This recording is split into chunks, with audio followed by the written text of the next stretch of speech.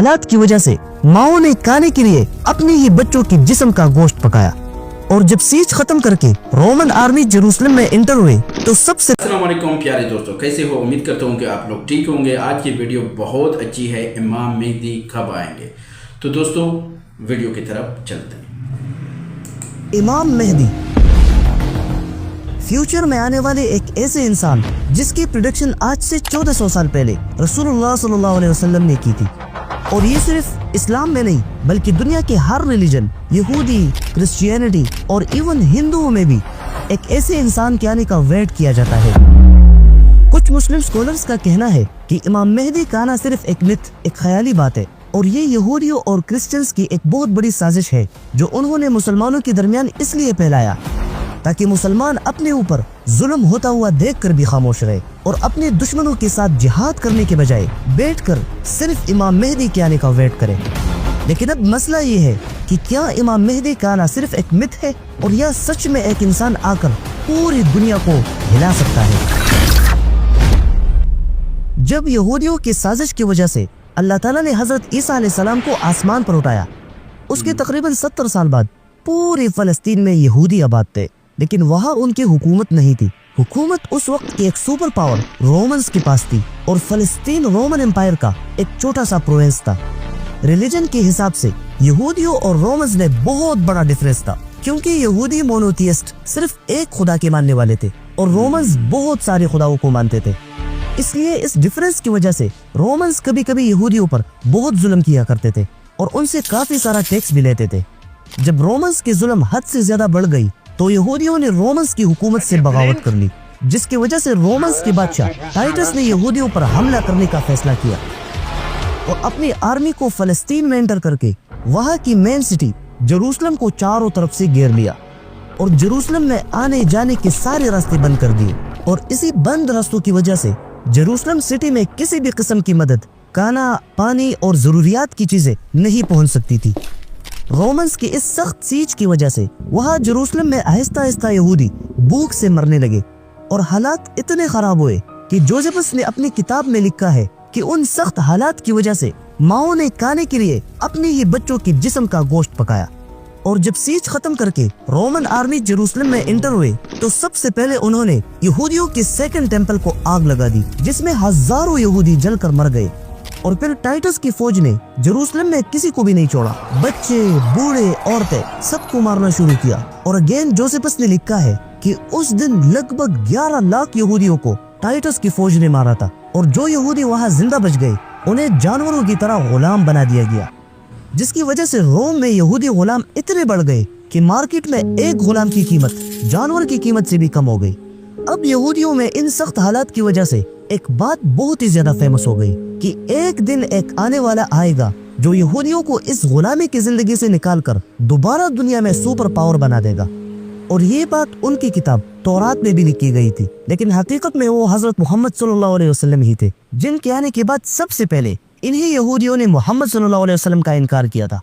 और यही सेम बात क्रिश्चियंस की बुक इंजील में भी लिखी गई थी, बल्कि इंजील में तो मोहम्मद सल्लल्लाहु अलैहि वसल्लम का नाम भी आया था, जिसका रेफरेंस खुद अल्लाह ताला ने कुरान मजीद में दिया है।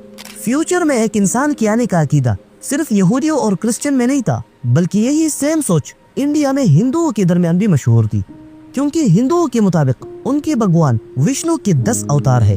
अवतार का मतलब जब दुनिया में गुनाह बढ़ जाए तो भगवान खुद और या किसी की शक्ल में आकर दुनिया में उस बुराई को खत्म करके रिलीजन को बचाते हैं। अब हिंदुओं के मुताबिक विष्णु के उन 10 अवतार में से 9 अवतार तो जमीन पर आ चुके हैं और 10वां और आखिरी अवतार कल्कि ने अभी आना है।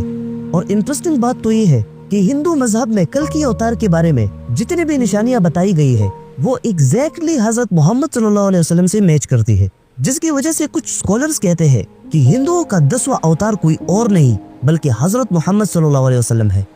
लेकिन खैर, इस्लाम से पहले फ्यूचर में आने वाले एक इंसान का अकीदा इन तीनों रिलीजन में फेमस था। और जब इस्लाम आया और मुसलमान हजरत मोहम्मद सल्लल्लाहु अलैहि वसल्लम की मैसेज को पूरी दुनिया में फैलाने लगे तो इस मकसद के लिए मुसलमानों ने पूरी दुनिया को कॉन्कर करना शुरू किया, क्योंकि जब तक आपके पास पावर नहीं होगी आप अपनी सोच को दुनिया में पूरी तरह कभी भी इम्प्लीमेंट नहीं कर सकते। इसलिए मुसलमानों ने आहिस्ता आहिस्ता आधी से भी ज्यादा दुनिया फतह कर लिया। اور جب عباسیوں کا دور آیا تو اس وقت مسلمان اپنی طاقت کی پیک تک پہنچ گئے تھے، جسے آج بھی دنیا میں اسلامک گولڈن ایج کے نام سے یاد کیا جاتا ہے۔ اسی عباسی خاندان کے 5ویں بادشاہ ہارون الرشید نے ایک بہت ہی یونیک کام کیا۔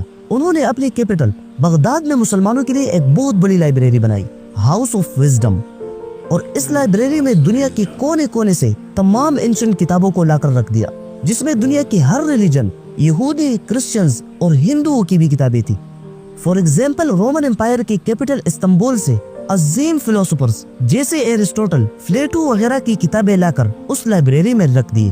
پرشیا سے سائنس کے بکس اور انڈیا سے میتھمیٹکس اور ایسٹرونومی کے بکس لا کر اس لائبریری میں رکھ دیے گئے، اور پھر ان سارے بکس کو عربی میں ٹرانسلیٹ کرنے کے لیے ایک پراپر ٹیم بنا دی گئی، اور پھر ان ٹرانسلیٹرز کو اپنے ٹرانسلیٹڈ ورک کی وزن کے حساب سے گولڈ دیا جاتا تھا۔ اس ہاؤس آف وزڈم میں صرف مسلمان ہی نہیں بلکہ دنیا کے ہر ریلیجن کے لوگ آسانی سے آ سکتے تھے، جس کی وجہ سے مسلمانوں کی یہودیوں، عیسائیوں اور ہندوؤں کے ساتھ انٹریکشن کچھ زیادہ ہی ہوا۔ اب یہاں پر مین پوائنٹ کی طرف آتے ہیں۔ یہاں پر کچھ مسلم سکولرز کہتے ہیں کہ جب مسلمانوں کا نان مسلمز کے ساتھ انٹریکشن ہوا تو ان کے ریلیجنز میں سے کچھ باتیں آہستہ آہستہ سارے مسلمانوں کے درمیان پھیل گئی، جن میں سے ایک امام مہدی کا آنا بھی ہے۔ اور یہی وجہ ہے کہ امام مہدی کا ذکر قرآن اور حدیثوں کی 2 بڑی کتابوں میں کہیں پر بھی موجود نہیں ہے، لیکن اس کے باوجود یہ مسلمانوں کے درمیان ایک پراپر عقیدہ بن چکا ہے۔ لیکن یہاں پر یہ بات نوٹ کرنا لازمی ہے کہ انسان کی ہدایت کے لیے صرف قرآن پر عمل کرنا کافی نہیں ہے، کیونکہ اسی قرآن میں بار بار آیا ہے کہ رسول اللہ صلی اللہ علیہ وسلم کی اطاعت کرو، اور جس نے رسول کی بات مان لی تو گویا اس نے خدا کی بات مانی، اور رسول اللہ صلی اللہ علیہ وسلم کی اطاعت تو تب ہوگی جب ان کی حدیثوں پر عمل کیا جائے۔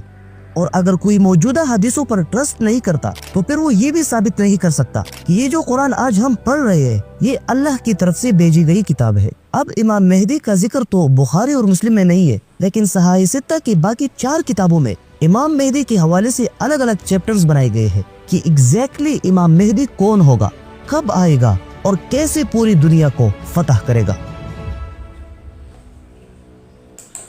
تو دوستو یہ تھی آج کی ویڈیو۔ امید کرتا ہوں کہ یہ ویڈیو آپ لوگوں کو بہت اچھی لگی، کافی انفارمیشن ویڈیو ہے، آخر تک لازمی دیکھیں اور دوسرے دوستوں کے ساتھ بھی شیئر کریں۔ ملتے ہیں ایک نئی ویڈیو کے ساتھ، ہم کو اجازت دیجیے، اللہ حافظ۔